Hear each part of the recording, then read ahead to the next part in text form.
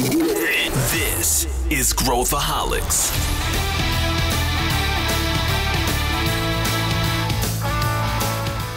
Olá, aqui é Pedro Weingärtner, sou o CEO da ACE e esse é Growthaholics, o podcast para quem adora inovação e empreendedorismo. Antes de começar o episódio, eu tenho um pedido. Se você curte, acompanha o Growthaholics há mais de 200 episódios, avalie o nosso podcast com 5 estrelas na plataforma de áudio que você utiliza, seja Apple, Spotify ou qualquer outra. Isso ajuda a mais pessoas a encontrarem nosso conteúdo. Vamos ao episódio de hoje. Hoje a gente discute o futuro, ou melhor, o presente. A gente vai falar sobre a inteligência artificial no contexto humanizado, ou seja, a inteligência artificial que não parece inteligência artificial. A gente vai explorar esses cenários, especialmente projetando também para o futuro, qual o próximo passo, como que a gente, enquanto profissionais aí no mercado, como que a gente se prepara e o que a gente pode esperar dessa integração cada vez mais forte com as nossas vidas e negócios. Vem com a gente! Eu estou aqui com Milena Fonseca. Tudo bem, Milena? Oi, Pedro, tudo bem? Muito bom estar aqui de novo contigo. Tá na Zona Sul de São Paulo hoje, Mi? Tô na Zona Sul no meio de 3 obras. Sempre que eu participo do podcast tem alguma coisa acontecendo, né? É verdade. Mas não vai vazar nenhum som, a gente já testou aqui, vai dar tudo certo. Vai dar tudo certo. E também aqui inaugurando sua participação no Growthaholics, o Fábio Duran. Tudo bem, Fábio? Obrigado, Pedro, pelo convite. É um prazer enorme estar aqui com vocês. Acompanho o Growthaholics há bastante tempo, a ACE de uma forma geral há bastante tempo. São mais de 10 anos aí no mercado de startups, vocês são referência quando o tema é empreendedorismo inovador. É isso aí. E você estava antes aqui comentando, né? Mais de 200 e poucos episódios, é muito episódio, né, Fábio? É muita coisa. E o pessoal achando que cria podcast do nada e faz sucesso, né, cara? Tem que ter muita consistência, perseverança, que daí em algum momento você tem sorte e a coisa escala, né? A chave, Fábio, é gostar. É se divertir, perfeito. Porque se você não gosta de fazer, não tem jeito, né? E o Fábio, para quem não sabe, é CEO da 8D Hubify. Eu vou pedir para você apresentar aí também o que é a sua empresa para a galera. Você está falando aonde, Fábio? Você fica no Cubo, você fica em casa? Onde é que você trabalha normalmente? Normalmente eu trabalho do Cubo. Eu estou em casa hoje. Eu fiquei com um pouco de inveja da Milena, que ia fazer o podcast em meio a obras. Eu também tenho aqui umas 3 obras na rua. Mas geralmente eu estou lá dentro do Cubo. Costumo trabalhar de lá. A gente tem escritório também em Mogi das Cruzes, em Belo Horizonte. Faz resultado da fusão da 8D Pro com a Hubify. A gente fez essa fusão no começo do ano para construir uma agência de RevOps, né, de Revenue Operations. De forma bem objetiva, a ideia da nossa agência hoje é atender o nosso cliente de ponta a ponta na jornada do cliente deles. Então, marketing, vendas e pós-vendas. A gente aplica a tecnologia para isso, geralmente CRM, e a gente vai trabalhar na jornada completa do cliente do nosso cliente. É um super desafio, né, Fábio? Você tem que trazer gente de todas as áreas aí do marketing e também da tecnologia, né? Tem que juntar toda essa galera junto aí para gerar resultado. RevOps, né? Você tem que gerar resultado lá na ponta, né? Exato, eu não posso mais ter desculpa mas é ele que não gerou lead, não, é ele que não vende, não, é o atendimento, a implantação, é TI, não posso, cara, agora a gente trabalha de ponta a ponta. Legal. Eu acho que isso tem um pouco a ver, depois a gente pode até falar um pouquinho do futuro desse mercado aí, que eu tenho muita curiosidade, porque eu sou publicitário, né, de formação, e aí eu sempre fico me perguntando para onde vai esse mercado, inclusive pensando no tema do nosso episódio de hoje, né, que a gente vai falar sobre o AI e mais precisamente da AI humanizada, né? Eu queria falar um pouco com você sobre isso, né? Quando a gente fala aí do teste de Turing, né? Quando a gente consegue saber se uma AI é um robô ou é um humano. Hoje as AIs já passam, né, do teste de Turing, mas a gente vê aqueles filmes, né, como Her, né, que é aquele filme que o cara se relaciona com AI, que depois vira um negócio maluco aí, e pensa numa coisa super futurística, mas hoje a gente já tem modelos que estão se tornando cada vez melhores e substituindo aquela experiência que a gente tem, que todo mundo detesta, né? Eu estava dando uma palestra hoje, e aí eu estava falando assim, pô, quando no atendimento ao cliente, os caras nos jogam para o bot, todo mundo suspira fundo e fala, meu Deus, lá vem um atendimento que o cara vai me botar, como é que eu falo com o atendente, né? Qual que é o número para falar com o atendente? Alguns fizeram isso muito bem, alguns não souberam fazer, mas eu queria ver a visão de vocês, primeiro, onde nós estamos, né? Eu queria analisar isso em 3 atos aqui, né? Primeiro, onde nós estamos, pensar um pouquinho, explicar um pouquinho, né, o que existe hoje de tecnologia, mas a gente também olhar para frente, né, o impacto em setores e o que deve acontecer daí para frente. Vou começar aqui com o Fábio. Como é que você vê isso, Fábio, da AI entrando como uma interface entre eu, empresa, e o meu cliente, e a gente colocando cada vez mais intensidade ali? Como é que você vê esses cenários? Perfeito. Bom, Pedro, acho que dá até para a gente, antes da gente falar para frente ou falar de hoje, a gente comentar um pouquinho de onde começa, né, tudo isso. Acho que quando a gente fala principalmente de chat, o primeiro chatbot, ele é da década de 60, chamava Elisa. Foi um chatbot criado pensando em ajudar as pessoas com algum problema como depressão, né? Então era uma conversa robotizada, estava ali sempre à disposição para conversar com as pessoas. E é interessante, quando a gente analisa os resultados daquele momento, já eram resultados bem satisfatórios. O bot passou ali, né, nos testes de alcançar o resultado por qual ele foi criado, né? Então, se a gente for ver, a gente está falando de 60 anos. Desde os anos 70, devia ser uma árvore, né? Se o cara responde isso, faz isso, exato. né? Exatamente.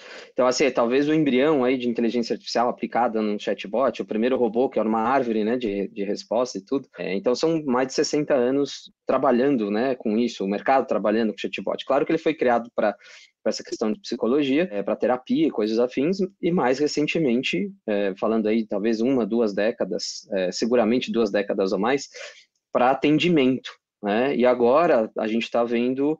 Estou focando por enquanto só a minha resposta em chat, a gente vê para geração de lead também. E a questão, acho que da inteligência artificial de uma forma geral, o que é inteligência artificial, né? Assim, sem procurar uma definição muito ou teórica, é o humano passando a forma dele raciocinar para uma máquina, e a máquina, ela consegue raciocinar talvez de forma mais rápida e unindo o raciocínio de várias pessoas.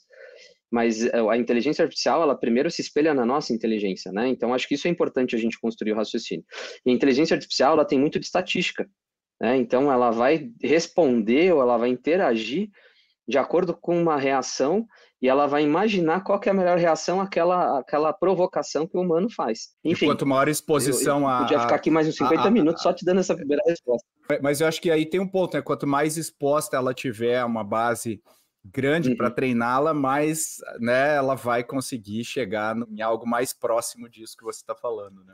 E daí, quando eu estava lendo agora, a A16Z lançou o LG, aqui até compartilhou ontem, e o Marc Andreessen lançou um manifesto lá sobre, que eu acredito muito, né, que a gente tem que abraçar a tecnologia e não fugir da tecnologia, né? A tecnologia provavelmente vai resolver os nossos problemas. E ele falou uma frase que eu achei poética, né, de AI, que a gente tira inteligência da areia. Que olha o poético, né, dos semicondutores e tudo mais, se tornar, que é uma coisa que, se for pensar, é quase um milagre, né, em termos práticos.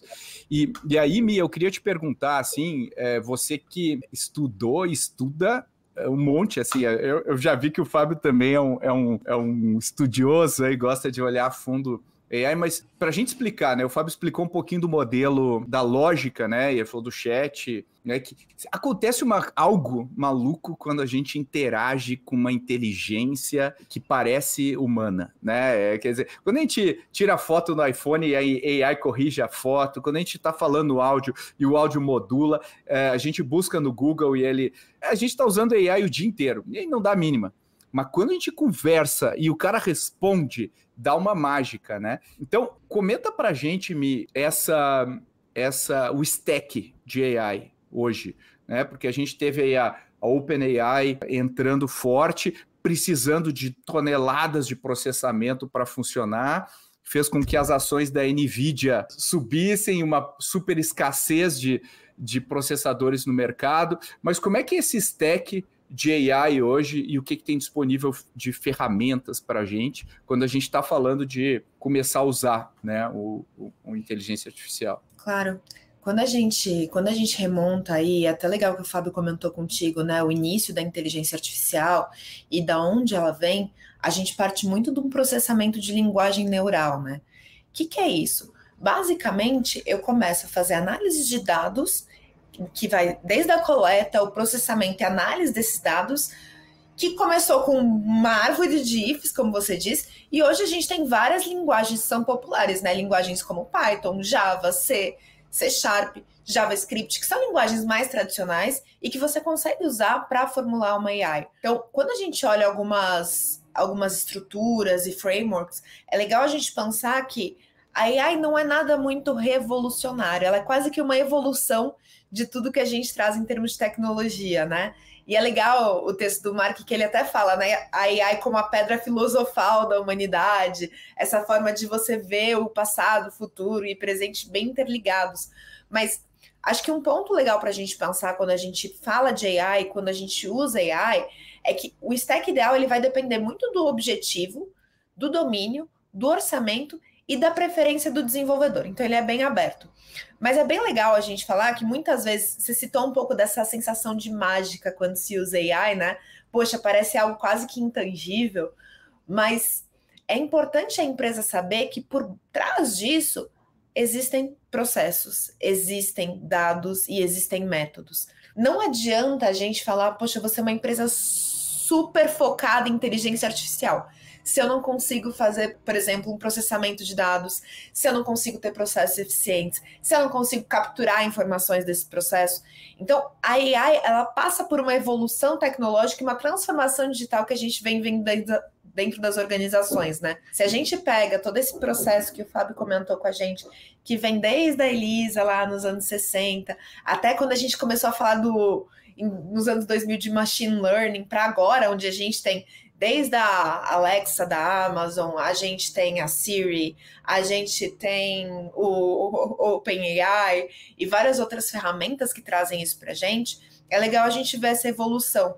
E por um lado, é muito interessante a gente acompanhar, pela visão do Mark, inclusive, né, esse lado positivo da AI, de 20% dos negócios se tornando mais eficientes, da gente conseguir reduzir em 40% o desperdício de algumas fábricas, da gente conseguir identificar, existe um dado que mostra que com a AI aplicada a exames de imagem, se eu não me engano, a gente consegue identificar até 36% mais rápido a chance de um câncer do que um médico sozinho olhando esse exame. Tem todo esse lado muito positivo e tem o lado também de tanto perda de empregos como também a socialização.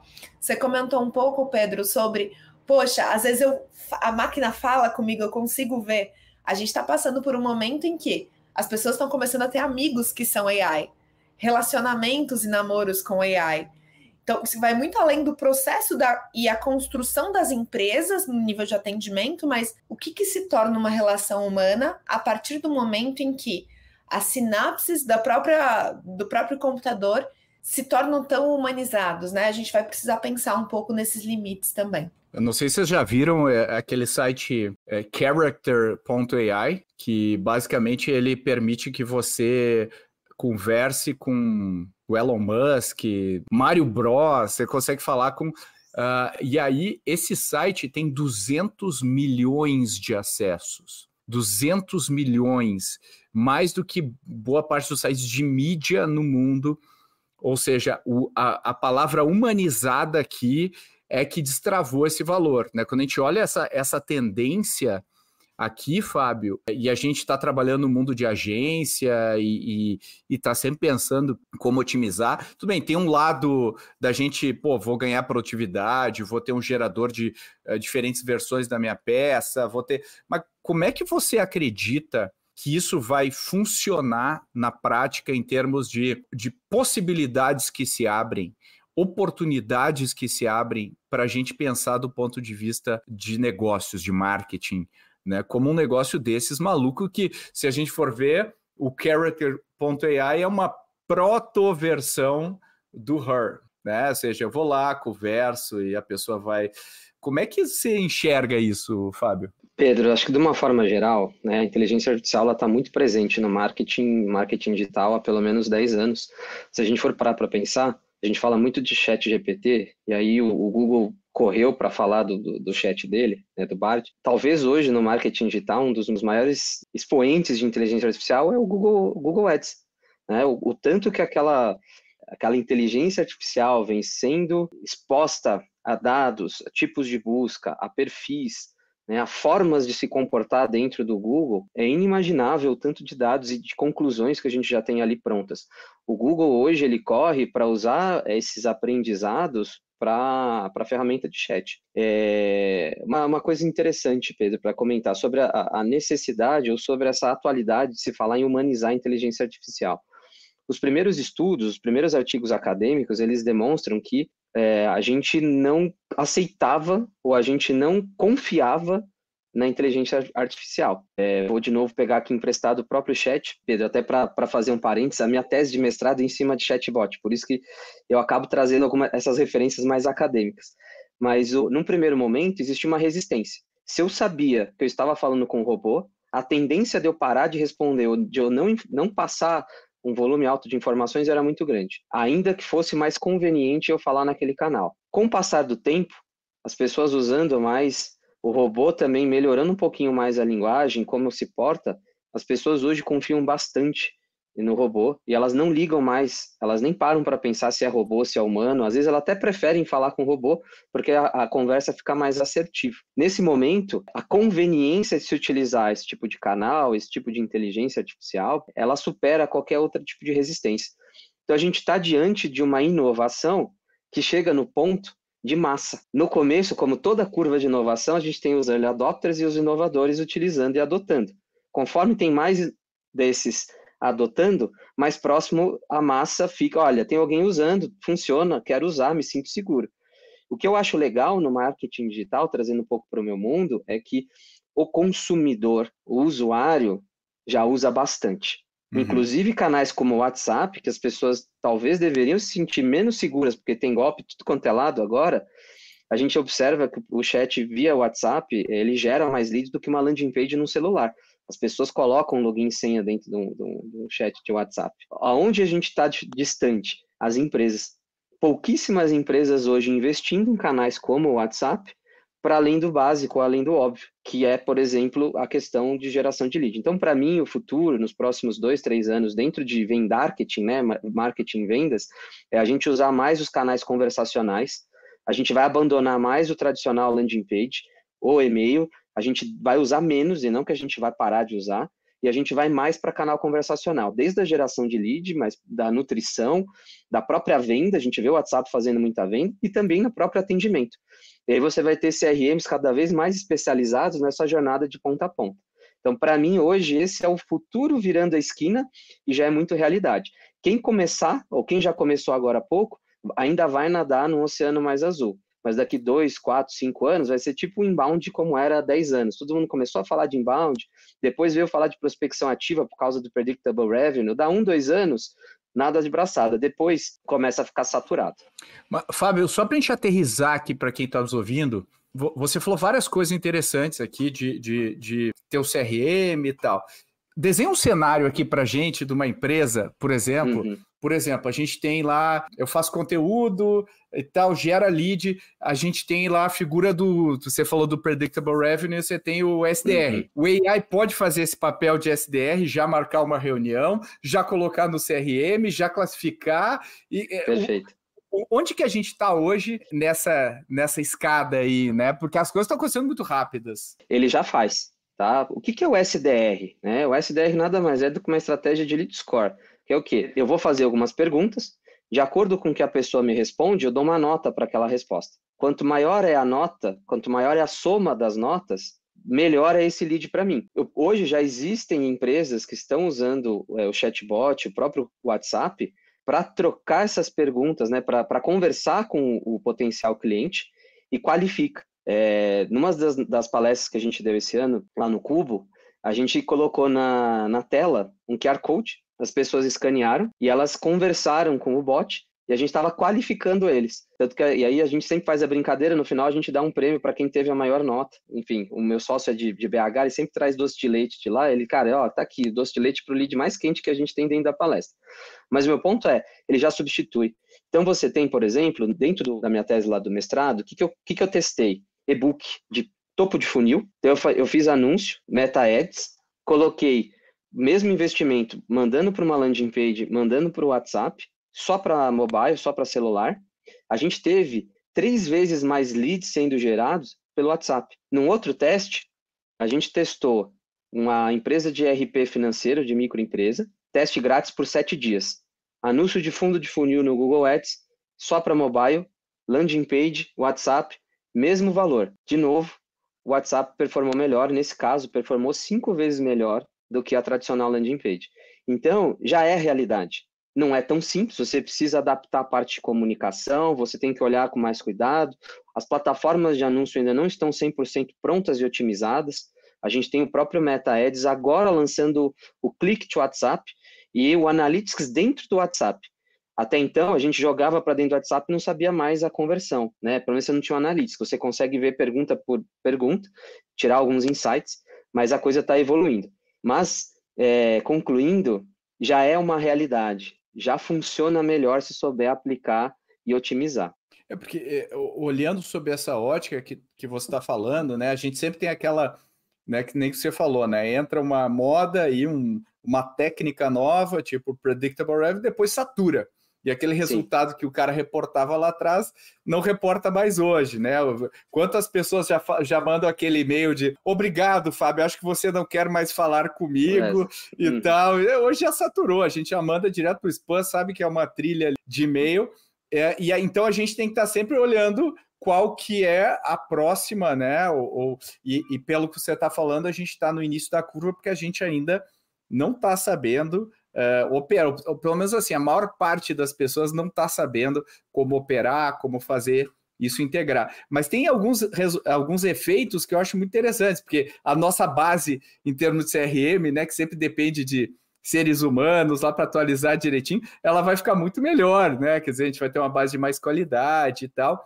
E aí, quando a gente olha um impacto disso que o Fábio está falando, e a gente projeta, por exemplo, para um call center, né, hoje, é o fim do call center? Quando que a gente pode decretar o fim do call center? Porque hoje a interface, né, quando a gente testa o GPT já com áudio, e outras interfaces de áudio, até não estou falando nem do chat, ele já é bem decente, né? O áudio dele já é bem decente. E depois quero ouvir o que o Fábio acha. É o fim ou a gente ainda tem uma sobrevida? Como é que você vê isso? Acho que estamos chegando no fim do call center, Pedro. Por vários fatores, tá? Primeiro que é um modelo de negócio, quando a gente olha, né, que já era muito difícil de sustentar, era muito caro, com jornadas de trabalho muito complexas, e padronizar o atendimento e garantir o atendimento de ponta e de qualidade, como o Nubank fez, era algo muito difícil de você se fazer, precisa de um esforço operacional muito grande. Quando você pega uma AI humanizada que consegue entender, que consegue ter quase essa programação linguística, né? Esse processamento de linguagem neural, a automação e a visão computacional do todo, do que a pessoa quer e qual que é a melhor ferramenta para passar para ela, isso se simplifica o atendimento. Eu acho que, óbvio, existem alguns mercados em que vai ser mais fácil fazer essa transição, outros mercados em que é mais difícil. Se a gente pega, por exemplo, o mercado da saúde, em que muitas vezes um call center de um hospital ou de um laboratório tem termos muito técnicos, informações muito técnicas, é mais fácil ainda isso se migrar para a inteligência artificial. Por quê? Porque eu tenho informações aqui que muitas vezes o humano demora muito para aprender, o tempo de chamada é muito alto, e à medida que eu consigo aprender essas interações humanas e resolver da melhor forma, eu posso ir aos poucos substituindo. Então, tem uma sobrevida, mas eu acho que a gente está chegando aí no fim desse modelo. Ou seja, se hoje eu estou no meio corporativo, eu deveria não só dar uma estudada, mas olhar com muita seriedade tudo isso que você e que o Fábio estão falando, porque alguém vai fazer, e alguém vai fazer primeiro, e vai ter um impacto brutal, tanto no top line, né, para vender mais, como o exemplo que o Fábio falou, mas no bottom line também, que é gastando bem menos, e dando uma percepção muito melhor para o cliente, quer dizer, o cliente vai se sentir bem melhor atendido do que hoje, né, que é ou seja, é aquilo que o Fábio falou, né, saiu do early adopter, e agora está entrando no mainstream, está todo mundo, cara, o que eu vou fazer com isso, o que eu vou fazer? E eu acho que é uma fronteira. E aí, pensando, né, Fábio, se a gente tem o conhecimento sobre quem são as pessoas que estão na nossa interface e tal, não só o atendimento via voz, via chat, mas eu consigo mudar toda a interface que a pessoa utiliza, né? O site, a oferta, eu consigo customizar perfeitamente para a pessoa, e aquilo que a gente falava lá atrás do marketing 1 a 1, né? Aquela coisa que a gente falava e tal, agora vira uma realidade. Eu consigo literalmente individualizar a experiência de uma pessoa nas minhas propriedades digitais. Ou estou exagerando aqui? Não, eu acho que aí, se a gente for falar realmente futuro, mais de 3 anos, vamos lembrar que a gente, quando fala de inteligência artificial, tem uma coisa até que está mais pronta, internet das coisas. O celular talvez tenha sido o primeiro eletrônico a atingir a massa em relação à internet das coisas. Aí a gente tem hoje o carro conectado à internet, a geladeira conectada à internet. Aí a gente tem Alexas, Nest do Google, a Siri. Tudo isso são alguns canais conectados à internet, conectados de alguma forma a algum tipo de inteligência artificial. Ainda não acho que estamos próximos, não acho que nos próximos 3 anos a gente vai ter uma coisa super interligada a ponto da gente poder massificar a sua utilização. Mas imagina daqui 3, 5 anos, tudo isso funcionando. Você imagina o poder da individualização? E eu acho que a humanização, nesse caso, vem justamente desse poder de individualizar, de ser cada vez mais assertivo, né? A gente tem, talvez, aí um caso emblemático, pelo menos um caso de sala de aula da Target nos Estados Unidos, quando começou a utilizar isso, eu estou falando de mais de 10 anos, que começou a cruzar os dados das pessoas que compravam na loja. Eu não me recordo se já era marketplace ou se era loja física, mas o caso era que a Target começou a mandar para casa de pessoas que tinham determinado comportamento de consumo, mulheres grávidas. E aí a Target mandava uma carta parabenizando e com um cupom de desconto. E aí a Target começou a contar para pessoas que não sabiam que estavam grávidas, que estão grávidas, para maridos que ainda não sabiam. E aí, enfim, isso tudo há 10, 15 anos. Imagina hoje que a gente tem todas essas ferramentas interligadas, nosso celular ouvindo o que a gente está falando, interligado com o que a gente buscou, interligado com o que a minha geladeira está fazendo. Está acabando a fralda, já chega automático em casa, dependendo da forma como você programa a tua Alexa, isso pode acontecer. Enfim, eu acho que tem um futuro bastante humanizado, individualizado, viu, Pedro? Eu acho que, e falando de call center aqui na esteira que a Milena trouxe, a própria URA, ela já é mais ou menos, né, um embrião do chatbot ali, ela né? Tenta eliminar ao máximo a necessidade de você falar com alguém, né? E a gente tem que entender também que tem gente que prefere falar por voz. Eu acho que o call center vai perdendo espaço. Quando ele nasceu, era até glorioso trabalhar no call center, era uma profissão super valorizada, e hoje a gente sabe que é bastante marginalizada. Eu acho que ela vai diminuir de relevância, mas ela vai chegar num tamanho que ela vai atender o propósito, ela vai ser eficiente para aquele nicho. E a gente vai ter outros canais, mas eu não acredito que ela vá morrer 100%. Ela vai reduzir consideravelmente de relevância dentro do meu orçamento, né? Você, que é um growthaholic de carteirinha, quer ficar sabendo na hora que um novo episódio vai para o ar, direto no seu WhatsApp? Se a resposta é sim, então entra na nossa rede de transmissão via WhatsApp. É o alerta mais rápido que você vai receber sobre o nosso podcast e outros temas importantes. E você pode compartilhar esse link com quem você quiser. Essa é a hora de convencer aquele seu amigo ou amiga a ouvir o podcast. É gratuito e feita com muito carinho para você. Te vejo lá.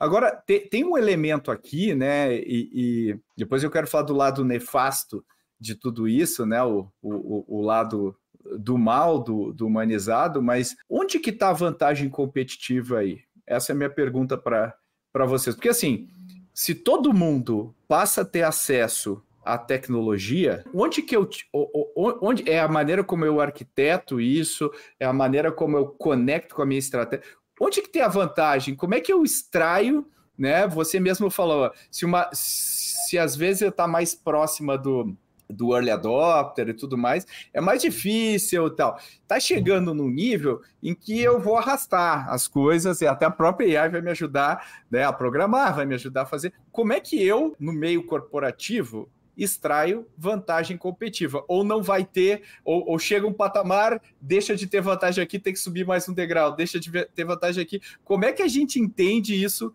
de uma maneira mais sistêmica? Quer começar, Mi? Sim. A gente já falou há algum tempo, né, dessa quebra da setorização de mercados e, poxa, eu faço, sei lá, moléculas de medicamentos para onco e eu vou fazer só isso. A gente tem visto essa quebra nos últimos anos, isso tem se acelerado muito, principalmente desde 2018. E quando a gente olha para a AI, acho que a gente ainda está sofrendo. Uma coisa são os usuários, pessoa física, que eles já estão muito mais próximos. Outra coisa são as empresas brasileiras. A gente ainda está na onda de algumas empresas brasileiras early adopters que estão usando a AI na sua estrutura e outras não. Enquanto lá fora a gente vê várias empresas que não só para adquirir receita, como o Fábio falou, mas que trabalham para eficiência. Por exemplo, a H&M, ela trabalha muito AI para melhorar a lucratividade deles. Então, eles começam, a partir de AI, a entender qual que é a preferência de consumo dos consumidores deles, eles levam isso e eles conseguem, em tempo real, fazer modelos e designs que são extremamente customizados. Então, acho que esse ponto que o Fábio falou, da personalização e da humanização, ele é muito real.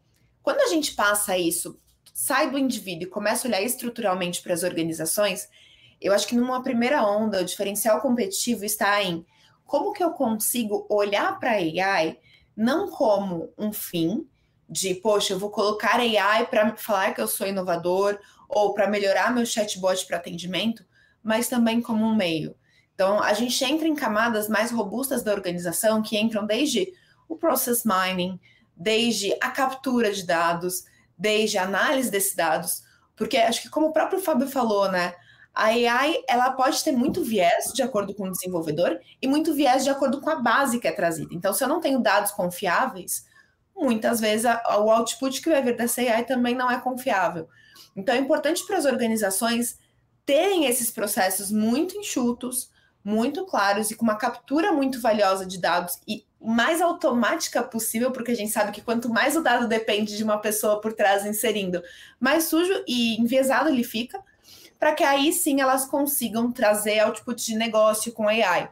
Então, a gente falou de alguns cases aqui, né, da Target, da H&M, a gente tem o próprio McDonald's que está trabalhando para customização de menus, mas é importante a gente pensar nisso sob uma ótica de só pegar uma ferramenta de chatbot e colocar no meu atendimento com AI não é o que vai fazer a migração do seu negócio. Existe toda uma estratégia por trás e uma transformação da forma da corporação agir. Então, isso ainda deve levar alguns anos e quem está à frente aqui, principalmente no Brasil, nesse primeiro momento, já está alguns anos à frente da concorrência. Eu acho que no primeiro momento a vantagem competitiva seria essa, você conseguir ter esses processos prontos e esse mapeamento de processos e dados, inteligência integrada para você conseguir utilizar a AI. Eu acho que um segundo diferencial competitivo, Pedro, no acesso à informação. Você pode ter a informação só de uma base específica de clientes, como você pode ter de várias. Quando a gente olha, por exemplo, para o Open Banking, até pouco tempo atrás, os bancos tinham acesso a dados única e exclusivamente daquela pessoa física naquele banco. A gente já está indo para algo muito mais aberto, óbvio que com uma estrutura de proteção de dados, de aprovação que a gente tem que tomar muito cuidado, né? E é um dos grandes dilemas da AI versus proteção de dados versus propriedade intelectual, mas a gente pode falar disso depois. Mas eles conseguem ter um acesso a uma gama de informações maior e mais capilar para tomada de decisões e busca de outras oportunidades. Pensando nisso aí que a Milena falou, Fábio, como pensar competitivamente, não olhando a minha empresa, mas olhando o sistema, né? Assim, como aquilo que a gente falou, né, do predictable revenue, né? Todo mundo usa, o valor do predictable revenue cai, né? Isso vai ser eterno? Tem um endgame aí, ou no final vai ser a empresa toda automatizada e vai precisar de alguém só para ligar, dar o on e off? Cara, muito pelo contrário. Acho que Primeiro, acho que uma das coisas mais valiosas que a Milena falou não é fim, é meio. Inteligência artificial, canal de chat, ele não vai resolver o problema da nossa empresa, a gente não vai vender mais só porque a gente está usando. A exemplo do que aconteceu com Predictable Revenue, com Inbound, Outbound, a hora que tem mais gente usando, fica mais difícil você gerar resultado. Mas ele não satura ao ponto de impossibilitar. O chat, a inteligência artificial, ele é mais complexo. Então, o primeiro diferencial vai ser você ter pessoas capacitadas tecnicamente, tanto para configurar do ponto de vista de tecnologia, quanto do ponto de vista de comunicação, a inteligência artificial para se comunicar com o teu potencial cliente. Então, primeiro que sabe fazer isso, né, Fábio? Ainda é um território complexo, né? Sim. E a gente fala muitas vezes de tecnologia, cientista de dados, desenvolvedor, mas a gente se esquece que ter alguém que saiba se comunicar, que é parece que assim, que é uma área que ficou bastante menosprezada nos últimos anos, porque todo mundo fala de performance e acha que performance é só saber olhar e tratar dados. É você saber se comunicar, escrever uma boa copy, às vezes impacta até mais do que você programar algum tipo de ferramenta, tá? Porque quanto mais a ferramenta também vai evoluindo, mais fácil vai sendo você mexer. Se você for pegar o Google Ads, quando ele começou, você tinha que subir planilha de palavra para anúncio. Hoje, você tem inteligência artificial para otimizar a tua campanha sozinho. Agora, é mais difícil você saber o que você vai comunicar e como você vai comunicar. Mas a inteligência artificial também pode avançar nesse ponto. Precisa, como a Milena bem mencionou, entender de dados, entender de amostra, para validar a qualidade do dado, para saber como tratar esse dado, né? Para que você possa realmente extrair tudo isso. Agora, no fim, Pedro, eu acho que o grande diferencial, ele é o mesmo nos últimos 50 anos, nos últimos 100 anos. Aquele básico 4Ps, o básico de entender a persona, o básico de eu agregar valor, é o que vai ser o diferencial. Você vai usar inteligência artificial, chatbot, Alexa, para realmente gerar um bom resultado para a tua empresa, desde que você saiba para quem você vai comunicar, qual que é o valor que você está gerando, se você está cobrando o preço correto, né? Então, para mim, o grande diferencial ele continua o mesmo, tendência após tendência. A questão é você poder encaixar os dois. Eu sempre falo, né, que tem arte e ciência, né, para tudo. Se a gente só olha a ciência, a gente cria um negócio sem alma, né? E se a gente só olha a arte, a gente não consegue tirar nada do chão. O fio da meada está em conseguir ter os dois, né? Dominar os dois. E o marketing é muito isso, né? É muito unir ciência, né, e arte. E, ouvindo vocês, né, me parece que a gente hoje está com um conjunto de possibilidades e capacidades que a gente nem começou ainda a explorar, né? A gente está... O ritmo da evolução da tecnologia está bastante exponencial, porque ele atingiu esse tipping point aí que você falou, né, Fábio, de realmente agora a gente abre um site e já começa a conversar com Elon Musk, versão AI, e não me parece que tem muita gente que está preparada para isso. E aí agora olhando do ponto de vista individual, né, do indivíduo que está hoje em corporação e tudo mais, como pensar sobre a minha carreira? Quer dizer, onde que eu invisto? Vale a pena eu aprender a programar ainda? Eu tenho que aprender que capacidades humanas vão ser valiosas? Como que eu consigo estar do lado que vai mais tirar vantagens de tudo isso que está acontecendo e não o lado que vai ser substituído por tudo isso que está acontecendo, né? Como que a gente se posiciona? Você quer começar, Mica?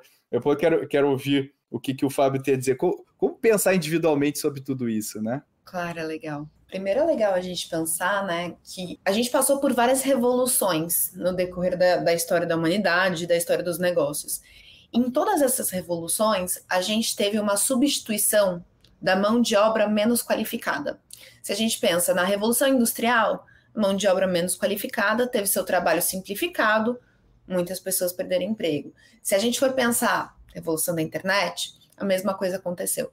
Quando a gente olha para a revolução de AI, eu acho que a grande mudança e o que gera grande incerteza nas pessoas é porque não é só a mão de obra menos qualificada que pode ser substituída, mão de obra altamente qualificada também, né? Existe um dado que se estima que entre 20 e 47, é um range grande, né, % dos empregos dos Estados Unidos podem ser substituídos por máquinas inteligentes. Então, esse é um primeiro dado. O que eu preciso fazer e o que eu preciso ter para que eu não esteja aí nesses 20% e para que eu consiga me diferenciar? Eu acho que existem alguns fatores. O primeiro deles é a gente pensar que a AI, ela trabalha com dados históricos e ela trabalha, como o próprio Fábio falou, que foi muito válido, com um viés de concepção de quem a fez. Então, sempre é importante a gente retroalimentar, porque deve demorar um pouco até ela conseguir criar, inovar e pensar em futuro por conta própria. Alguns anos, pelo menos. Então, acho que esse é um primeiro fator. O segundo fator, quando a gente fala de desenvolvedores, a gente teve um grande boom de desenvolvedores, né, nos últimos anos no mercado, e agora a gente tem tido uma quebra um pouco nesse mercado, a gente precisa pensar sobre uma ótica de sempre houve um profissional que foi muito valioso e que poucas pessoas focaram em ser, que é aquela pessoa que entende muito bem do negócio, que consegue traduzir muito bem estratégia para essa visão de execução. Boa parte do que os desenvolvedores fazem hoje em termos de código pode ser substituído pela máquina, mas essa cabeça pensante de criar as regras de negócio, de definir o que vai ser melhor, de idear, de ser adaptável, provavelmente não. Então, se eu fosse falar uma primeira competência, capacidade humana, que vai ser super importante, que já era, e vai ser ainda mais importante, é essa adaptabilidade e essa junção do técnico com o negócio. Eu não posso só entender de negócio ou só entender do técnico. Eu não preciso ser um super desenvolvedor, mas eu preciso saber como que traduzo isso para uma máquina desenvolver para mim ou para um desenvolvedor desenvolver. Acho que esse é um primeiro pilar. O segundo é, a gente precisa trabalhar cada vez mais a inteligência emocional, é algo que tem sido falado nos últimos anos, mas se torna ainda mais importante. A gente está passando, você até falou, né, Pedro, de um boom exponencial de desenvolvimento tecnológico. Com isso, o nosso acesso à informação também tem sido exponencial. Com isso, as taxas de ansiedade, depressão, burnout, principalmente com uma iminência mudança do mercado de trabalho, se torna ainda maior. Então, quem consegue ter inteligência emocional, consegue compreender e liderar nesse cenário, tem uma posição de destaque. Eu acho que a terceira característica que eu colocaria é essa questão da criatividade, da inovação, e em quarto eu colocaria um pouco dessa resiliência, né? A gente precisa mudar essa cabeça de que a gente tinha, de que eu nasci médico, eu vou morrer médico. Eu nasci enfermeiro, eu me formei enfermeiro, eu vou morrer enfermeiro.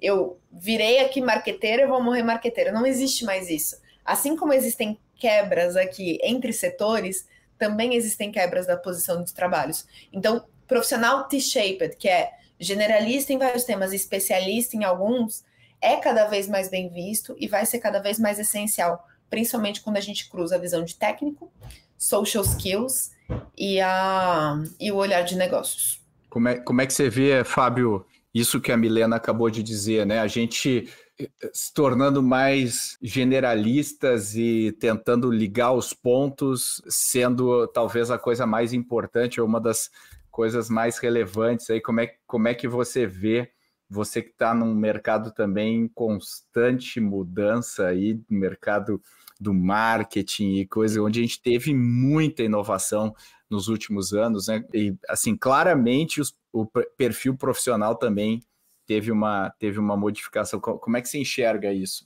Sabe que quando você fez a pergunta, eu estava aqui refletindo e ouvindo a Milena, eu estava pensando justamente no item 4 que ela trouxe sobre... Se a gente for pensar ali, comecinho dos anos 80, até o final dos anos 90, a gente ouviu muito a geração anterior falando de começar a trabalhar numa empresa, depois de 40 anos você se aposenta na mesma empresa. E isso foi mudando.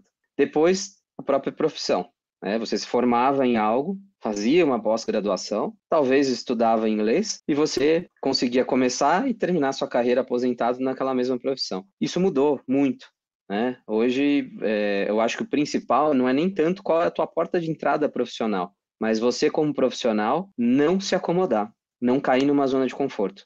Precisa estar sempre antenado às novidades, precisa estar sempre estudando, precisa estar sempre se atualizando.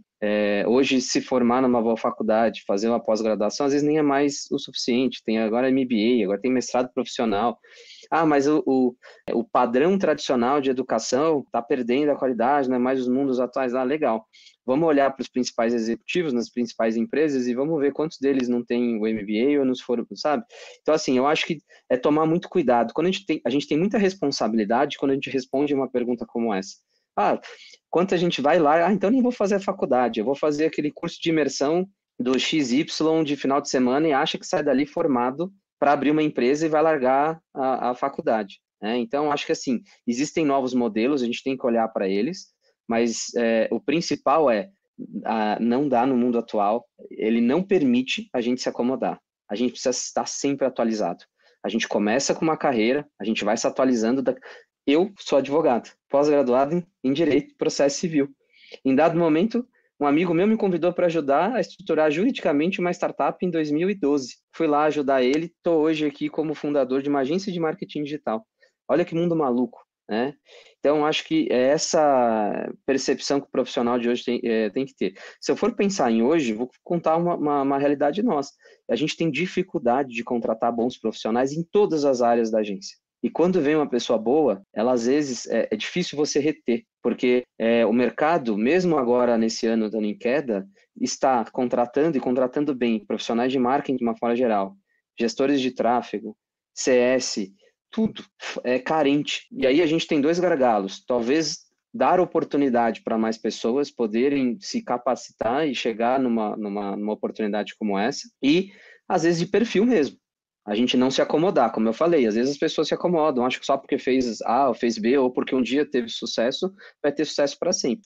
Hoje, a coisa acontece tudo muito rápido.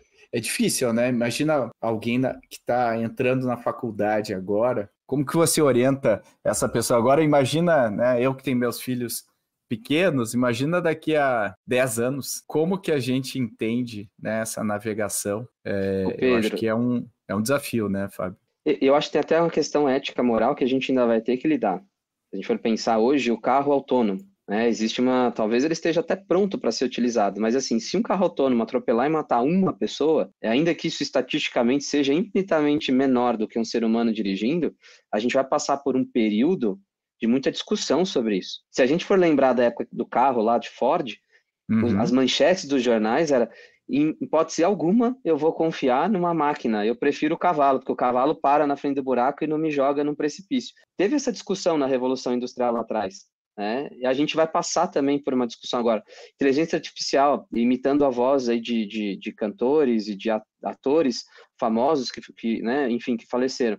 Cara, ai, que maravilhoso, eu estou ouvindo a voz dele. Cara, mas e o direito dele, o direito da família?